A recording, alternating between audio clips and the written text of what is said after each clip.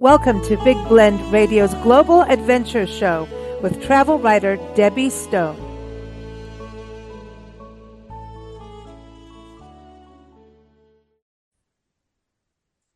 Welcome, everyone. It is time for another episode of Big Blend Radio's Global Adventures with Debbie Stone. We call her the Fire Monkey. She got that name in Bhutan, and she's sticking with it.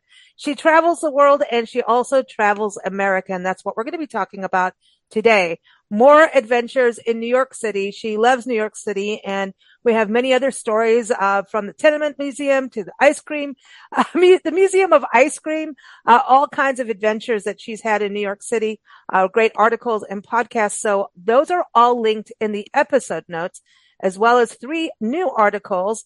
We're going to talk about her tours, her walking tour in Grand Central Station.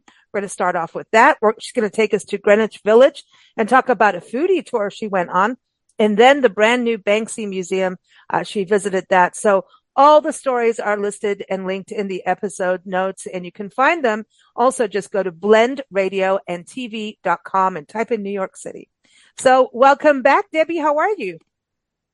I'm doing well, and I'm looking forward to sharing my experiences in the Big Apple. You know, I want to know why it got the name Big Apple. How about that? See, this is how I obviously need to go to New York City. This is it. And every time you come on the show talking about New York City, you're inching me there to go there. You know, I just feel like I don't want to drive there. That's my thing, is I don't want to drive in there. Then I don't care. You know, but from what I've heard, it's so easy to get around and you don't have to worry about driving. And that's kind of a nice thing, you know, that they have good transportation. Yeah. It's fabulous in terms of being able to, you know, you either can walk your feet off, or you can take the wonderful subway system, or, you know, take Uber, but nobody drives in New York City. You'd be crazy to do that, you know, as a tourist. You can just easily get around, and you know, I say it's just it's a lot faster walking than even taking, you know, a taxi or Uber, because you can walk faster oftentimes than the traffic can go, you know? Yeah, that's true. And that's healthy. You know, a little bit of walking is not bad for us. Do you remember the first trip you took to New York City, the first day you set foot there? Yeah, you know, I was probably, you know, a kid and living in Chicago, and my parents took us to New York City to see, you know, some of the iconic sites. I mean, like the Statue of Liberty and Ellis Island. And, you know, I mean, we you know, toured and did a lot of the tourist sites. And then, you know, I went back later when I was in college. And then when I was married and had kids, we took our kids there a couple of times. And I've gone with girlfriends and met people. And now I pretty much, and then I had both of my sons living, one in New York City and the other outside in Connecticut, and for several years. And so we would go and visit them. So it's another thing. And now they're both on the West Coast. So now really I go because I really love the invigoration, the feeling, the injection of being alive in New York City in terms of all of the wonderful things that you have to see and do, the food, you know, the culture, the arts. It's just, to me, it's Broadway. It's a very exciting city, and I always feel like it's what I need to do once a year to get that kind of injection. This sounds very Fire Monkey to me. You know, she gets all revved up. I love this. Well, I love that today we're going to talk about history. We're going to talk about art, and we're going to talk about some transportation and, of course, food, right? And yeah. I'm excited about the food scene also, because New York, such a, you know, it's such a, you know, myriad of cultures living there. So you've got the gumbo pot there. And at the same time, in the surrounding state, all the beautiful, you know, agriculture and farm to table. And so it's exciting to me to hear more. I remember when we first moved to this country, I worked in a deli, and this is coming from South Africa and Kenya. Now you'd think with such a prevalent Jewish community in South Africa that I would know better, but I did not. I didn't know that bagels were bagels. I thought they were very big, fat, bready looking donuts, and went, what are these? And I quickly learned what a bagel was. I'd never had cream cheese on a bagel. I didn't know what you're talking about with pastrami on rye. I didn't know really about Rubens too much. I had a rude awakening, and I did okay in the deli. I'm really good at making Rubens and all of that now. But that was my awakening, and so I'm feeling like if you're in New York, that is the epitome for deli, right? Like you should that's kind of the birthplace for this country for deli food, right? Or no? Yeah, I think New York Deli is probably pretty famous, most places, and a lot of tourists or a lot of visitors who go there, want to be able to taste something that is, that for them maybe, that they crave, or maybe they have never had, or that they know that in New York they can get really good deli. And so, that to them is, something that they seek out. And there are many good delis in New York City. But, New York is a foodie town. You can get almost any kind of food there. They have many, many different kinds of ethnic food there. You can get anything and everything. And every block has got, shops and restaurants and bodegas and cafes and bistros and you name it. So, you'll never go, you'll never go without, if you're hungry, you can find food immediately. Mm. So, Yeah, yeah. I think what's so great about it is also the history of transportation in New York City is iconic, and New York itself. The Erie Canal is celebrating its bicentennial this year. I mean, that really helped helped people come to New York City and back and forth, Right. connecting to the Midwest, which is so, and you've done part of that area too, and we've been to Erie, Pennsylvania, and actually stood where the canal stopped and, followed part of the canal upstate New York when we were on our one road trip. And so there's that. And then, of course, the trains. And then there's all, the maritime history because it's coastal as well. People forget that. So Right. Debbie, we know, had fish when she was there. She had her seafood. She loves her fish. But let's talk a little bit about the Grand Central Station because that's very iconic. And this is really, I mean, part of that hustle bustle. And, when you think you live in the West, right, out in Santa Fe, and we think of public transportation in the West, unless you go to cities, I mean, you're driving pretty much on your own. Whereas Mm-hmm. New York City, they really got their transportation down to a science.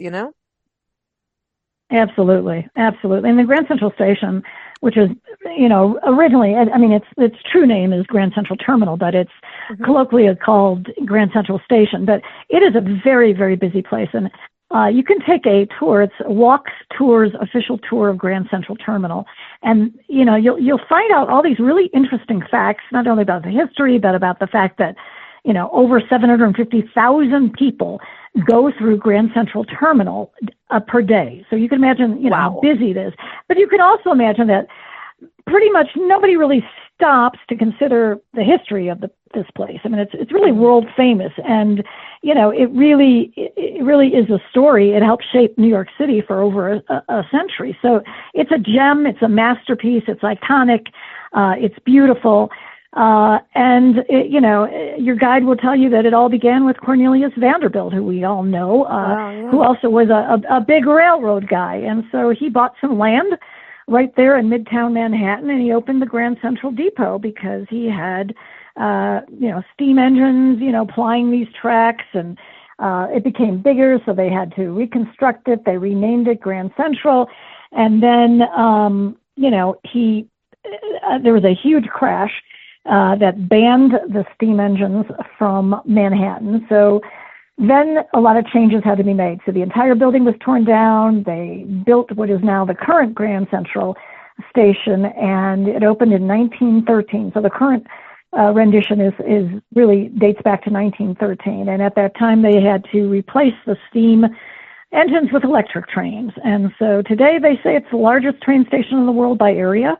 It's got 44 platforms, 67 tracks that are on 2 levels below and above the ground. So it's pretty massive. It's just amazing. All these facts will wow you.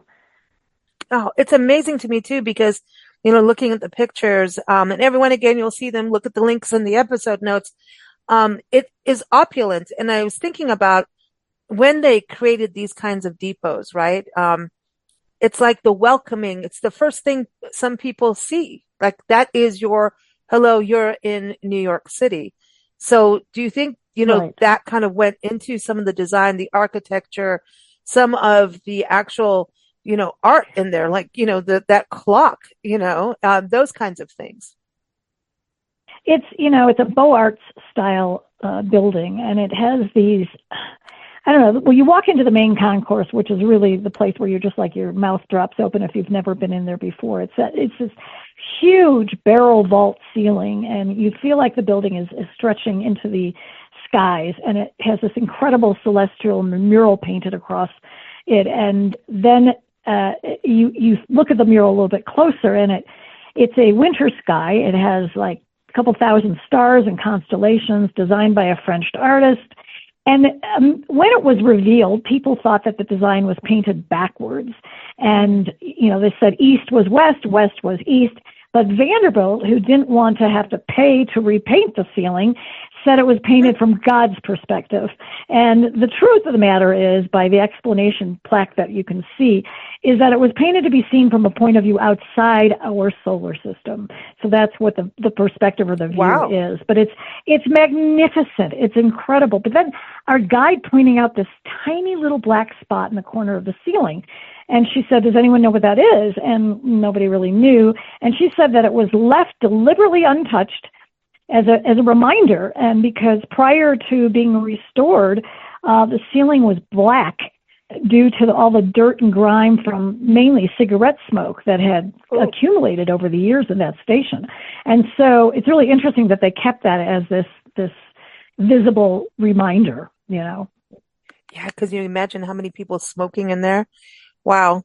Remember, people used to smoke on airplanes, Remember that, Debbie? That was not fun. Being on the plane with that. Definitely not. Definitely not. See, now I got a tickle in my throat just from saying that. But the actual station, wasn't there like a movement to do some restoration work that would actually harm and destruct part of it at one point? Because this is a landmark. This is a landmark, and, it's got all these, beautiful arches, beautiful classical murals, and tiles, this incredible famous opal clock, and, all these wonderful elements. And what happened was there was, I think it was like in 1967, they had plans to put this huge tower on top of the terminal building. And although the main concourse would have been left okay, the southern third of the terminal would have been destroyed to make way for other purposes. So this drew a lot of opposition, and one of the more prominent critics was Jackie Kennedy Onassis at the time, and she worked tirelessly to save the station from being demolished at all. And this legal case went as far up as the U.S. Supreme Court, who in 1978 ruled in favor of saving the terminal. So if you go and you look, your guide will show you in the Onassis foyer area that there is a plaque that acknowledges Jackie's efforts. But she was key in terms of getting this plan, stashed away and kiboshed. Wow. Well, she rocks, doesn't she? She did do a lot of stuff. Absolutely. She did. So while you're there, let's talk about, did you get to eat, drink anything? Because I heard there was like a little bit of a bar going on there. Well, it's really, really cool that they take you to this. You go inside the terminal and you see this nondescript entrance in a little area, and it's called the Campbell, which is now a speakeasy style bar, but it was originally the Campbell Apartment, and it was owned by John Campbell, who was this wealthy financier. And in 1923, he took the space and converted it to its private office and a reception area. And he used the place basically as a musical recital hall, and he entertained a lot of guests. His parties were legendary, and, it had this gorgeous Florentine design. It featured a soaring ceiling and large stone fireplace. And after his death, the place was used for different purposes, but it was restored just in the 1990s, and now it's this very cool, swanky, classy spot with kind of, you feel like it's jazz age ambiance. And a lot of people who pass through the station have no idea it's there, which gives it this kind of exclusive club vibe. But, anybody can go in. It's not like you have to belong to this club, but it just gives you that feeling because it's kind of secret and kind of hidden. So it was very cool to see that, because I never would have found that. I never would have known where to even look. Mm. That's cool though. I love that kind of history, you know, that, this is hidden over here. This was that. And the fact that the history of this ties into so much history of New York City, like we were saying at the beginning, the fact, like the music, the jazz era, and New York played such a prominent role in jazz, for this country. Absolutely. Absolutely. And it's, you were asking about food, but there's this very iconic place called the Grand Central Station Oyster Bar and Restaurant, and it was opened in 1913. It's the oldest restaurant on the station. It has one of the largest seafood menus, and if you love oysters, they shuck about 2 billion of these a year at this place. And it's got this incredible arched ceiling. And what was wonderful about it is because they were laid with these fireproof tiles that actually saved the restaurant from totally collapsing in 1997, because the tiles protected this arched structure. And so it was, it was really, really smart on their part that they put these fireproof tiles there, because it did save the restaurant and also protected, consequently, the rest of the terminal. So, and then right nearby there is this very cool whispering gallery.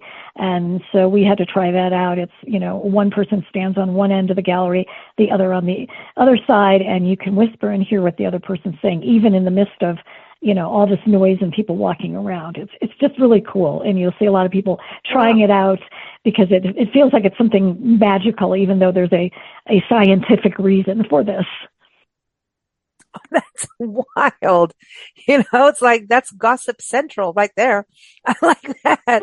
And then you've also got a news section for the terminal too, it's here's all these historic highlights, but it's also in today's age, it's new too.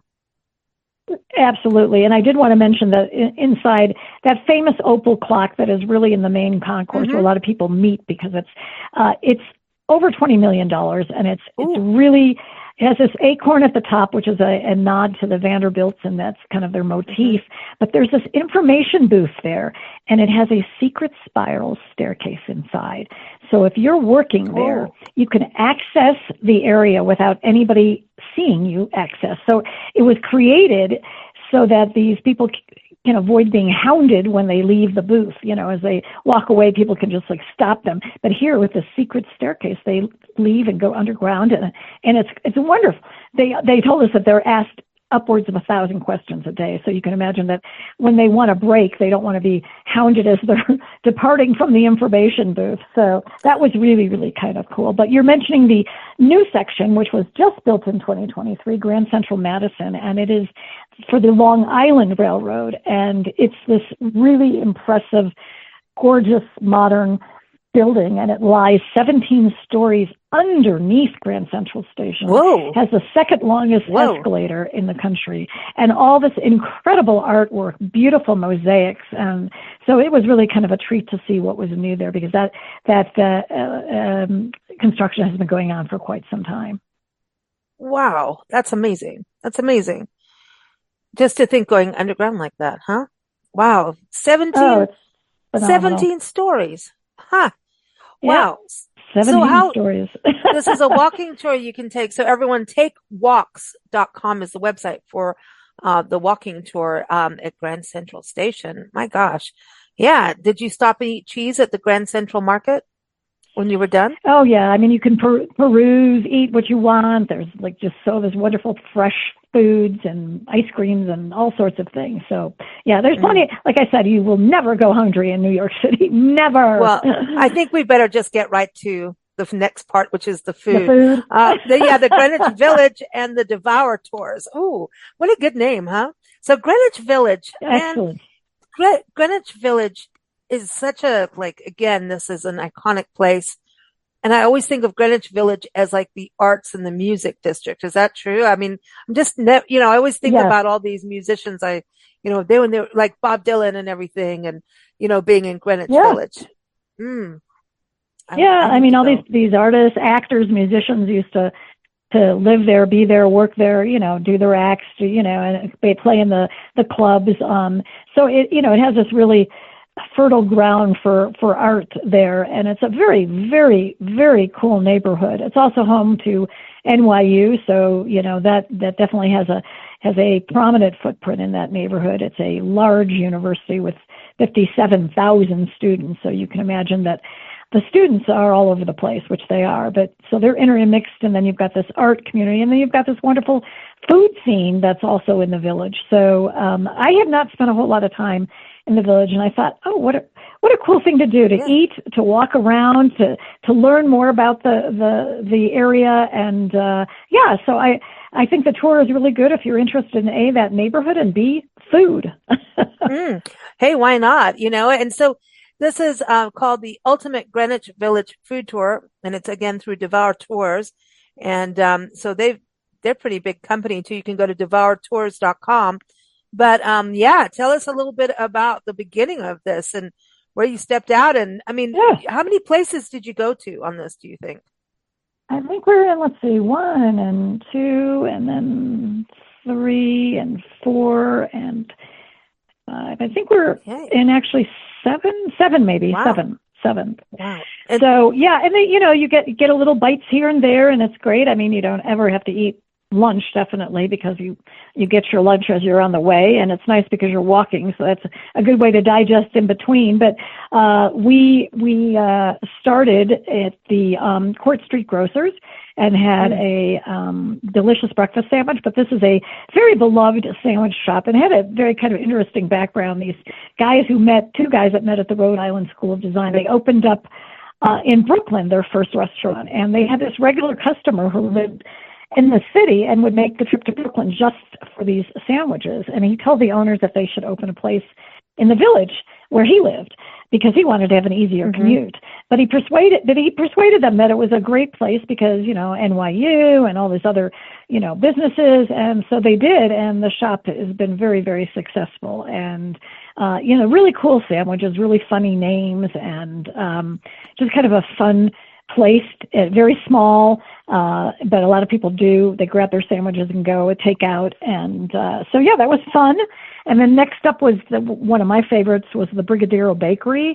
I didn't even know what brigadeiros are. They're Brazilian sweets, like a bonbon, but they are so delicious. And the bakery owner is this a woman named Mariana Vieira, and she grew up in Brazil. And so she told us about brigadeiros, and they really are a part of every celebration there.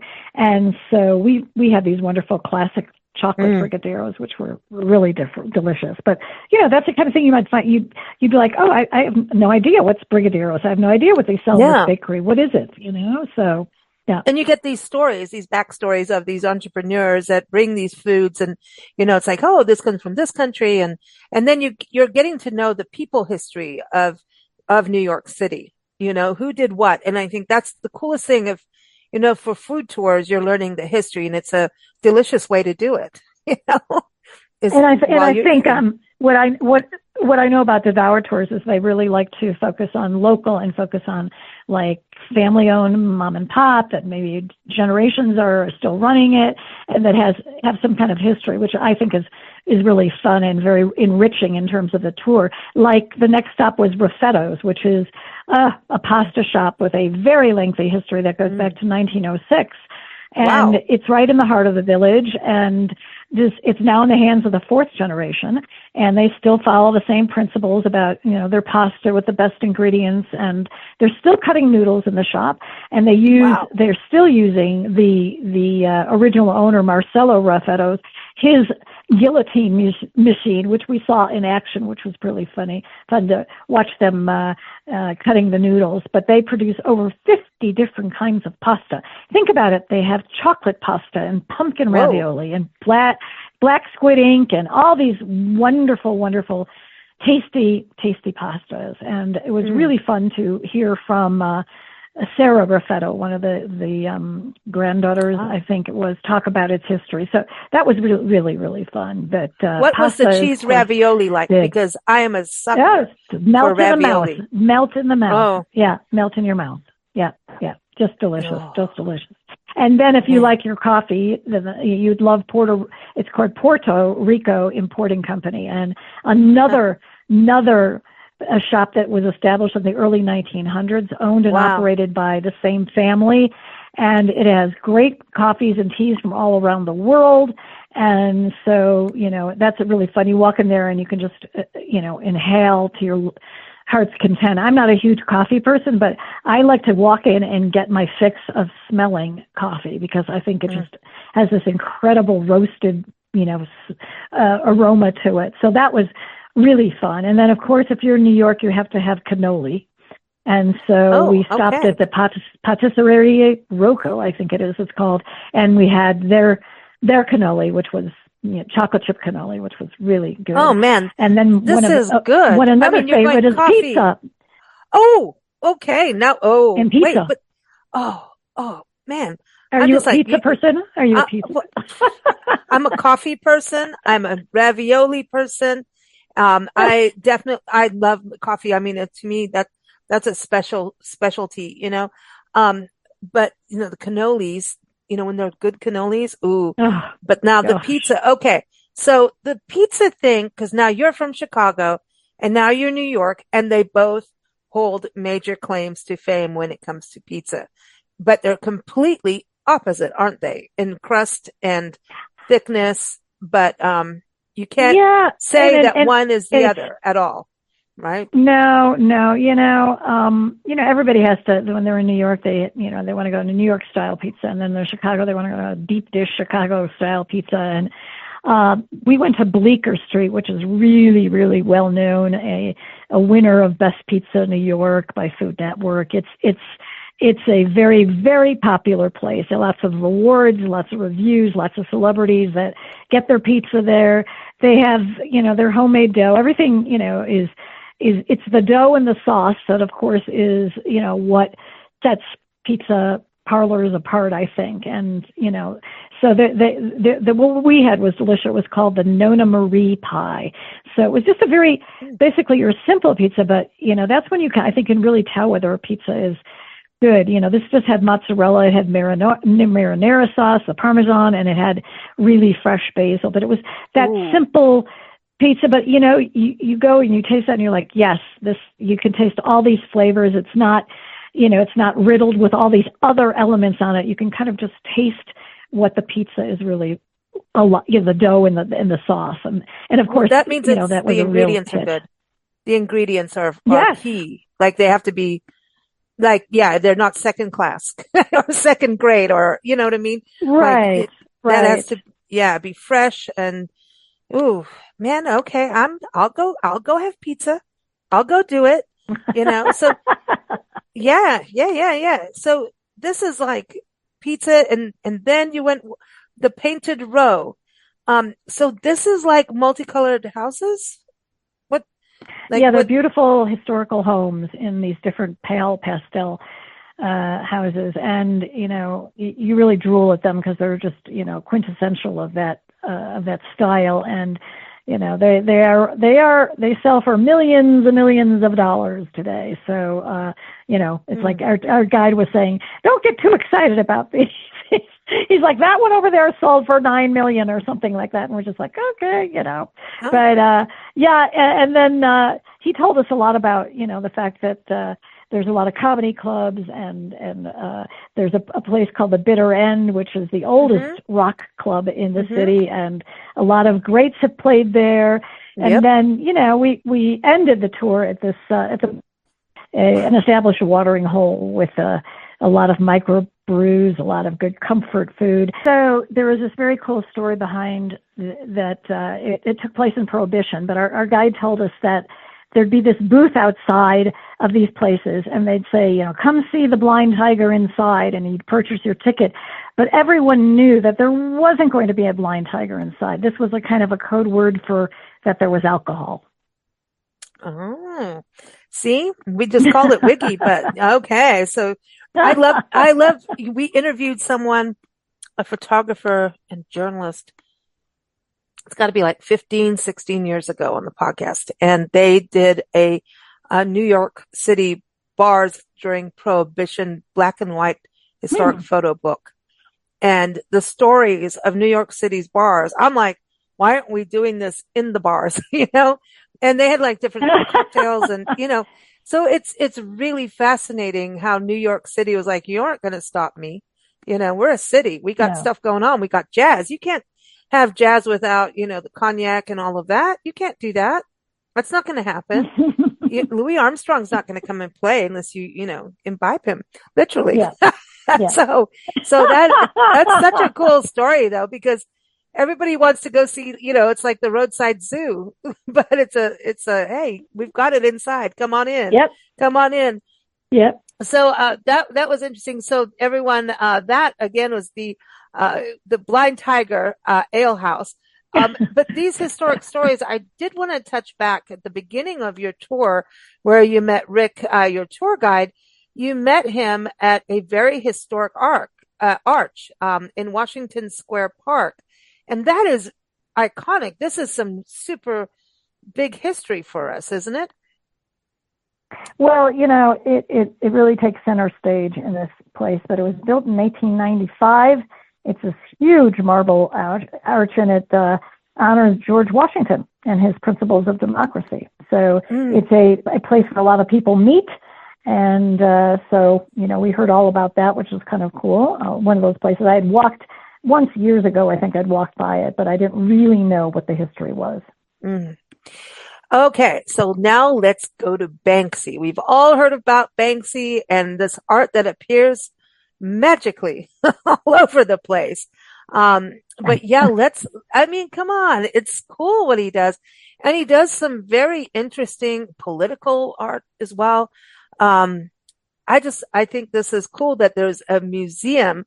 So yeah, so this is what, a year old, the museum? Almost a year old, do you think? It's new. Right. Yeah, it is new. And it's, if people don't know who Banksy is, he's a guerrilla artist, but he's a very elusive one. He's anonymous in terms of nobody really knows who he is. He has been around and got started in the early 90s, and he does, a lot of graffiti. Like you said, it's political, social commentary. It's very provocative. It's thought-provoking. But the museum gives people a chance to see recreated Banksy works, over 160 of them. And, because typically the works that he would do would have been destroyed, whitewashed, dismantled, sold, blah, blah, blah. So the museum they employed the anonymous street artist to recreate the work in detail. And it's pretty amazing what they did. And the reproductions are made to appear like they were on street buildings, on the walls of street buildings. So you have this feeling like you've just happened upon a Banksy graffiti as you're walking around. There's, like a fake manhole cover. There's debris that's been artfully arranged. It's brick and concrete. So you feel like you're walking through the streets. And it does give you that feeling as if you maybe just happened upon one of these pieces in its natural setting. That's cool, man. That is cool. I just love the fact that you have this place to go and see it all. Because most of us just see what pops up on the internet, and to be able to see a Banksy is pretty cool to be able to see. You know what I mean? To be able to actually see the. I think it is, and a lot of people, like you said, will only see it, on a screen somewhere. But the museum's founder basically said that his view is that the museum provides a way to preserve the art for the public to enjoy, because these are works that were never meant to be permanent. But this way, people can see them. And so, and you learn a little bit about the history, how he first got noticed. He was spray painting trains and walls where he lived in Bristol, England. But the fact that graffiti and street art can be regarded as criminal damage, people think that he remained anonymous because he didn't want to mess with the law, So, but it's this anonymity that is, I think, one of the reasons that he's become so popular and why his work actually, now gets millions and millions of dollars, Wow. I wonder, well, how does he sell it then? Like, if, I want to know how he sells his art if he's supposed to be anonymous. You know what I mean? Because he's got the name Well, Banksy, you know? yeah, he's got a company that deals with that. He's Yeah. behind this company that deals with it. So Somebody you know knows the that true the story. company is. They know who he is. Absolutely. Yeah. I Well, mean, I think he really grabs attention with what he does, and whether you agree or not disagree with his views, he offers a way for his work to be a commentary, and for about it, and the kinds of themes like war and like freedom and capitalism and surveillance, and he lots of times uses kids and the youth to these figures to express his feelings on these what he sees are injustices. So it's really, really interesting. There's sometimes a bit of humor, and sometimes there's things that really make you think or make you a little bit squeamish, or maybe they're disturbing, but in any way they're very provocative. mm-hmm. Yeah, and at the same time too, it's kind of like a little humor too. I wanted to ask what you thought about, because you've been to Giverny in France. Um, when he did Monet, he did Show Me the Monet. Um, Yeah. so tell me about that because he also paints on canvas. So it's Right. not so he's multi Yes. genre there or media. So yeah, seeing that he's got a little humor in that kind of thing. I think it's Yeah, I think he makes a point, like, that one where he stuck this traffic cone in a shopping cart in the midst of these, the beautiful Japanese bridge and that beautiful water garden, the beautiful impressionist, and he sticks this orange traffic cone in there and this shopping cart. It's a statement that the belief is that it was towards the environment, towards capitalism, and so that was kind of interesting to see that. Another one was this one about Venice and oil. He wasn't included, he wasn't invited in the Venice Biennial, and so he set up a stall in St. Mark's Square, and he displayed these paintings, and it was they're assembled like on easels, and they depict this cruise ship that's crowding out the gondolas on a canal. And, the title refers not only to the oil paint itself, but the oil from these floating cities that are clogging up the canal. So it's, it has different meanings or double entendres in terms of that. But yeah, and he's got pranks too. The most famous was this one with the girl with balloon, which is one of his famous, I think it's probably the best known of his works. But when this auction house announced that it had sold this painting for $1.4 million, he orchestrated the self-destruction of one of that print at the time. And a few years later, this is the wow factor. So this work, which had been shredded, mostly shredded, was retitled "Love Is in the Bin," and it sold for $24.5 million. Wow. Wow. Wow. I like the sweep it under the carpet one. That is good one. That is a good, I mean, because I see this like humor, sarcasm, dark, but trying to show how he, kind of he's about change, but, Queen Ziggy's pretty darn cool. That's a good one too. And also the ones about rats, he uses a lot of rats in his imagery. I think that they're a source of inspiration for him, but it's said that he seems to use the symbol of the rat to position himself with the downtrodden, and he feels that he speaks on behalf of. And so, there's a lot of rats. There's also a lot of monkeys or primates as well. And so they sometimes portray famous people. They criticize corruption or consumerism. So, he uses different motifs, I think. But and there's videos and installations, and to me it's fascinating what he does. It was really wonderful to walk through this museum. I really, really enjoyed it. I know. I want to hang out there. I mean, because there's so many. He really makes you think. Like the Stop and Search one with Toto.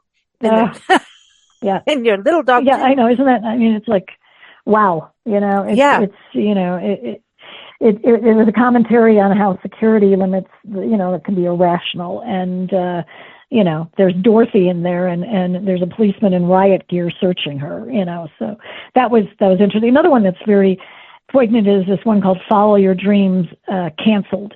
And it's messages. It's not worth it to chase our dreams because they never come true. And it's, some of them are very, very sad. They're Yeah. very poignant. There's just so much in there where it's going to connect with you in some way, and the one, which one is it? Let me go get the title of it.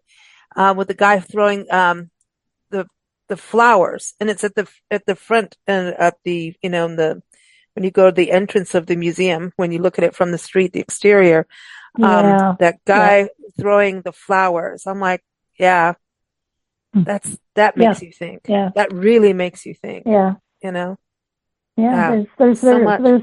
there's a lot that you can spend a lot of time in that museum. You can just, I mean, I felt like we spent a lot of time there. There's a lot of works, a lot of different gallery spaces, but it's just, there's something written, and you want to read it, you want to look at it, you want to read it again and kind of, see what he's, or figure out what he's saying or what you think is the message. Huh. So. Very cool. Well, New York City definitely has a whole bunch for all kinds of, things. Whatever you want to do, it's there.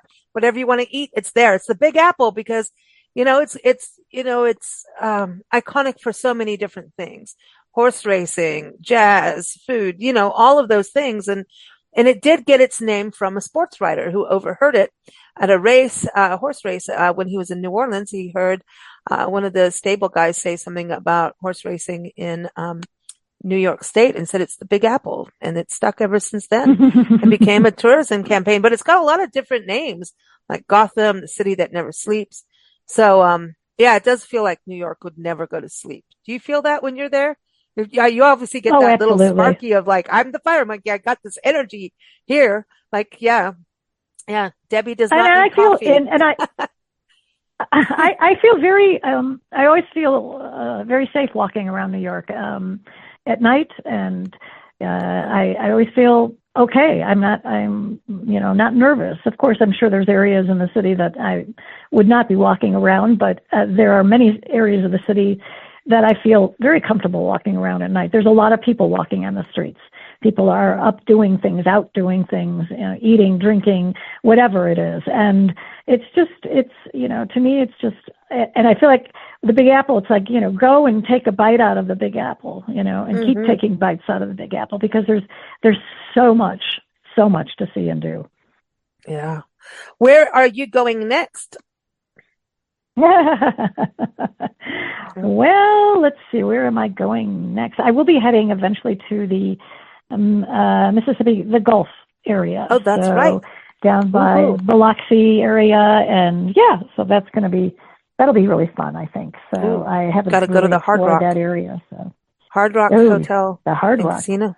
Mm-hmm. They've got a wonderful. Right. Well, I don't know. They might have changed it. Well, they've got to have it there. Nancy and I went to that casino once and won money, drank Bloody Marys, and had a good time looking at all their rock and roll memorabilia. Well, we won money. Yeah.